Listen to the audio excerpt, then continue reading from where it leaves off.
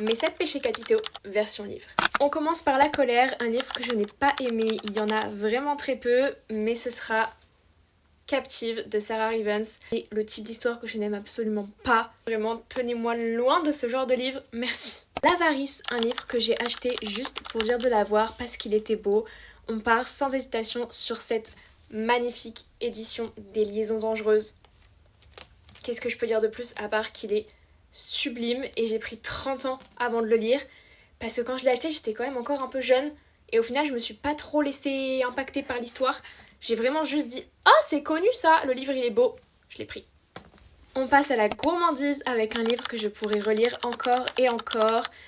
Aucune hésitation là-dessus, la saga Hunger Games de Suzanne Collins puisque c'est un livre que j'ai déjà relu et les livres que je relis se font très rares car je préfère découvrir d'autres histoires qu'en relire que je connais déjà. Mais alors cela, Pour l'envie, un livre que je meurs d'envie d'acheter en ce moment, sans grande surprise comme beaucoup je pense, La révolte de la reine de Morgane Moncomble. De 1, il a l'air incroyable, de 2, j'adore ce genre d'histoire, de 3, je le vois passer absolument partout et tout le monde l'adore, de 4, je viens de finir la dernière saison des Bridgerton et j'ai encore plus envie de lire une romance royale maintenant. Pour l'orgueil, j'ai un peu modifié l'intitulé. Normalement, il s'agit d'un livre qu'on est fier d'avoir lu avant sa hype.